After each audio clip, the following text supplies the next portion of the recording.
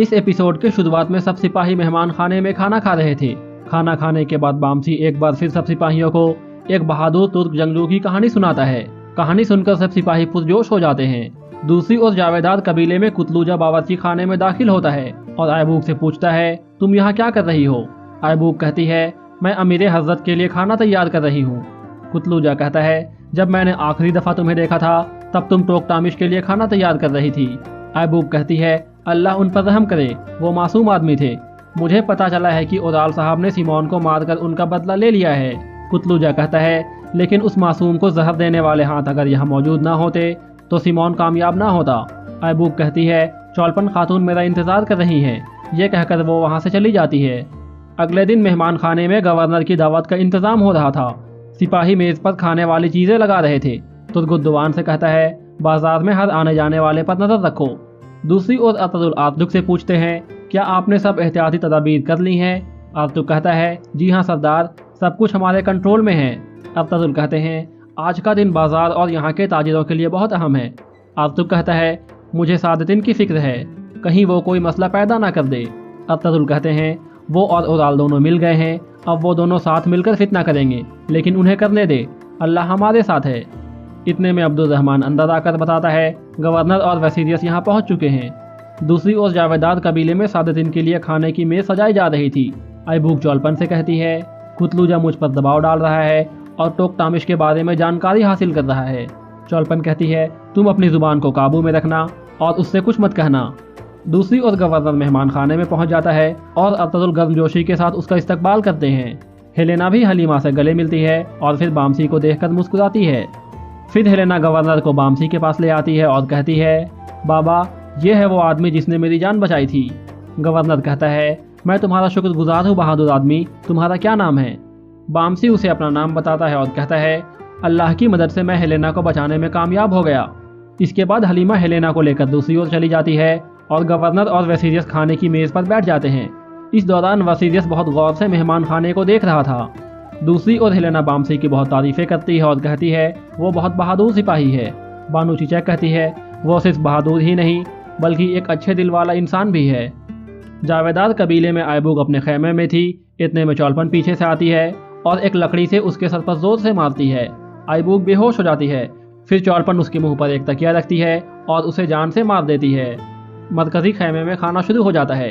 सादतिन लगातार असलहान को घूर रहा था। इतने में चौलपन भी वहां पहुंच जाती है। सादतिन कहता है, मेरे यहाँ आने का असल मकसद तो कबीलों के बेहतरी था, लेकिन इन सबसे जो अहम है वो शादी है जानदार साहब। शादी नस्ल को आगे बढ़ाती है, इसलिए मैं आपसे आपकी बेटी असलहान खातून का हाथ मांगता हूँ। ये सुनकर असलहान और आलियार परेशान हो जाते हैं, जबकि जानदार और ओराल खुश हो जाते हैं। दूसरी ओर हकीम आतुक गवर्नर से कहता है, ये वो तीर है जो उन बदमाशों ने इस्तेमाल किए थे और काई कबीले के नाम को ख़राब करने की कोशिश की थी। हम तीर में दूसरे लकड़ी का इस्तेमाल करते हैं, जबकि उन्होंने साहिल के दरख्त की लकड़ी का इस्तेमाल किया है। इसके अलावा हम तीर के पीछे हिरन की खाल लगाते हैं, लेकिन उन्होंने किसी परिंदे का पर लगाया है। फिर अतदुल वो तीर गवर्नर को दे देते हैं। गवर्नर वो तीर वसीरियस को दे देता है।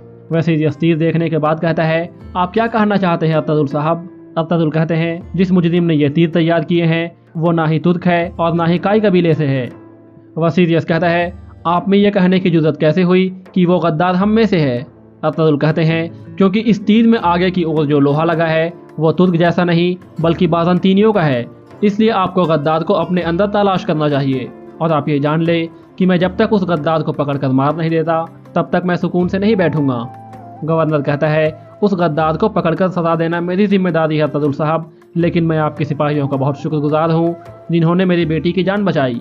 अतदुल कहते हैं, हम दोस्तों के दोस्त और दुश्मनों के दुश्मन हैं। फिर अतदुल सबसे मुखातिब होकर कहते हैं, जैसा कि गवर्नर ने दोस्ती का ऐलान कर दिया है, इसलिए कारा जैसर की जो रकम बकाया है वो हम माफ़ करते हैं। ये सुनकर गवर्नर खुश हो जाता है। दूसरी ओर जावेदार कबीले में जानदार कहता है कि आपने असलहान का रिश्ता मांगकर हमें शर्त बख्शा है अमीर हजरत। ये सुनकर असलहान और भी परेशान हो जाती है। जानदार फिर कहता है, लेकिन मैं जानना चाहता हूँ कि मेरे बच्चे इस बारे में क्या सोचते हैं। सबसे पहले ओराल कहता है, मुझे बहुत खुशी हुई अमीर हजरत कि आपने मेरी बहन को इस काबिल समझा। फिर चौलपन भी शादी के हक में बात करती है। अलियार कहता है, असलहान बाजी बेहतरीन फैसला करेगी बाबा। फिर जानदार असलहान से पूछता है। असलहान खामोश रहती है और कुछ नहीं बोलती। दूसरी ओर गवर्नर वापस जा रहा था। अतदुल कहते हैं, आपने कारोबार बहाल करके गद्दारों को बेहतरीन जवाब दिया है। गवर्नर कहता है तो फिर ताजिरों से एक बार मुलाकात कर लेते हैं। अफजल कहते हैं चले फिर सब लोग बाहर की ओर चल देते हैं। दूसरी ओर जानदार कहता है क्या तुमने अपनी जबान खो दी है बेटी? सब लोग जानना चाहते हैं कि तुम क्या कहना चाहती हो। फिर असलिहान कहती है अमीर सादतिन के पेशकश ने ना सिर्फ आपको इज्जत बख्शी है बल्कि मुझे भी इज्जत बख्शी है। इनकी बीवी बनना मेरे कंधों पर एक बड़ा बोझ होगा। मैं चाहती हूँ कि मेरा बिस्तर एक खैमे में हो, ना कि महल के दीवारों के दरमियान हो। मैं अपने बच्चों को महल में बड़ा करना नहीं चाहती। जानदार गुस्से से कहता है तुम क्या कहना चाह रही हो बेटी? असलिहान कहती है अगर मेरा सरदार हुक्म दे तो मैं ये पेशकश कबूल कर लूँ, लेकिन अगर आप मुझे फैसला करने दे तो मैं ये कहूँगी कि अमीर हजरत को कोई ऐसी लड़की तलाश करनी चाहिए जो महल के लायक हो। सादतिन कहता है इन अल्फाजों के बाद मैं तुम्हें महल के लायक समझता हूँ असलिहान खातून। असलिहान कहती है मुझे कुछ वक्त दीजिए अमीर हजरत, मैं आपकी इस पेशकश के बारे में सोचना चाहती हूँ। ये सुनकर उदाल और जानदार परेशान हो जाते हैं। दूसरी ओर हानली बाजार में बामसी ऐलान करता है सब लोग इकट्ठे हो जाएं, हमारे अतदुल साहब और गवर्नर साहब सबसे मुलाकात करना चाहते हैं। सब लोग जमा हो जाते हैं। गवर्नर कहता है आपने ताजिरों के दिल जीत लिए हैं अतदुल साहब। इस दौरान वसीयत एक ओर देखता है और उसकी नज़र लस्कारिस पर पड़ती है। फिर गवर्नर एक स्टेज पर खड़ा हो जाता है और वसीयत का आदमी तीर से उसका निशाना लेने लगता है। फिर गवर्नर कहता है हानली बाजार के ताजिरों, मैं आपको बताना चाहता हूँ कि हानली बाजार और काराजैसर के दरमियान कारोबार फिर से शुरू हो गई है। इतने में वसीयत इशारा करता है तो उसका आदमी तीर चला देता है जो सीधा गवर्नर के सीने में जाकर लगता है। तीर लगते ही गवर्नर गिर पड़ता है और सब लोग भागने लगते हैं। वसीयत का आदमी खड़ा होता है तो अतदुल उसे देख लेते हैं और तुदगुद से कहते हैं कि इसका पीछा करो। इतने में लस्कारिस छलांग मारकर भागने लगता है। तुदगुद भी उसके पीछे भागने लगता है और अब्दुर्रहमान से कहता है तुम लोग घोड़े लेकर आओ। अतदुल बामसी से कहता है गवर्नर को उठाकर अंदर ले जाओ। बामसी उसे उठाकर अंदर ले जाता है। वसीयत अतदुल से कहता है मैंने गवर्नर से कहा था कि हम इन पर एतबार नहीं कर सकते, लेकिन वो नहीं माना।